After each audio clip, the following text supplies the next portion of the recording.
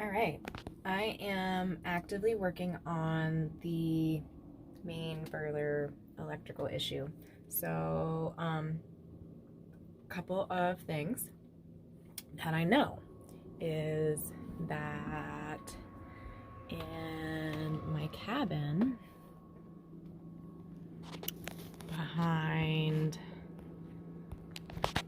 these little panels, there's 3 of them in my cabin top. Behind this one is where the access to that switch is.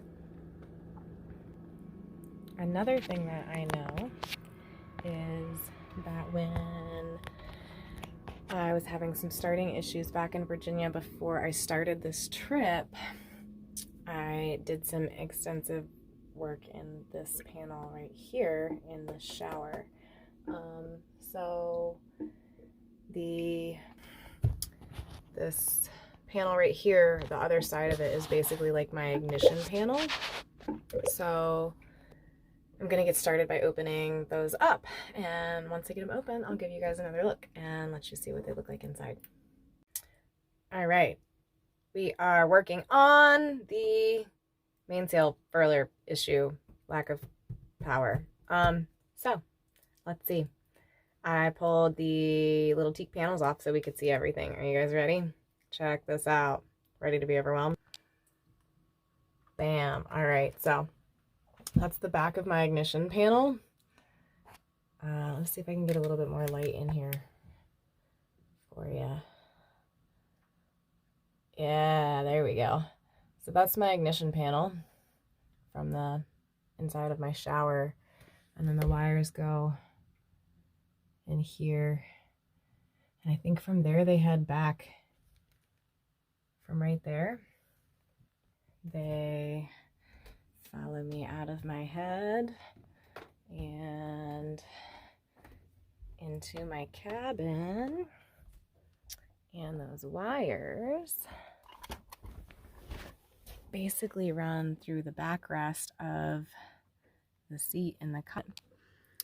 And these little, comes out of this little, around this corner, over into here, and then bam, right there we have our switch. So there we are. I've got access to everything. Now it's time to get the voltmeter out and start investigating. It was really easy. Just a couple of screws and some teak panels to get access, so no big deal there. Now to get out the voltmeter, a tool that is slightly beyond my understanding, but I can make it do things a little bit. So wish me luck from here. Alrighty guys, the mainsail is working. Woo! Check it out. So we can go up here into this lovely, lovely sunshine. And we can hit the switchy switch. Can you guys hear it? Listen. That's the sail. It's going out. I have to pull this boat string here to pull the little thing down the boom with it, but I don't really want to do it because I was just playing with it, but check it out. It's working. I could not be more excited to have solved that. So, here's the story. After much very warm troubleshooting this morning, it's really hot in my cabin right now. After much painstaking troubleshooting, all right guys, we followed the wires. We followed the wires from this little hole back through there. Let's come around, come around. The boat is a disaster because it's project time.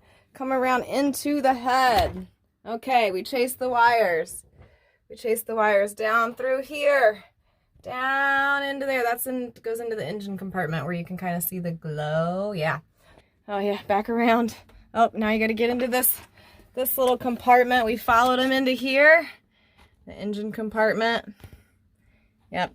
For those of you who don't know, Volkswagen SDI, 50 horsepower, 4-cylinder. And then we come in here, we followed the wires, they go into the floor.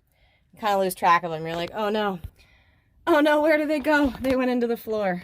Let me start from the other direction. Okay, so we know that it's an in-mast furler, therefore wires must come out of the mast. So we're over here at the mast. Guys, don't judge my bilge, it's super dirty right now. So here we go. Here are the wires. We follow these bad boys. We follow them around and around through the floor and into under my sink.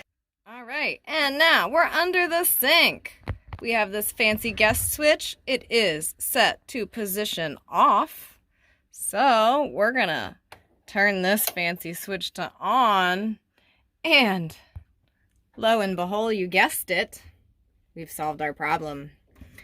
That's what happens when things on your boat aren't labeled with what they do. That's why it's important to label things. So we're gonna go make a label for the guest switch so that the next person that's troubleshooting this knows that the guest switch is the main furler interrupter. So, cheers! Best case scenario, everything has been working all along. It was just turned off. Who knew? Guessed it.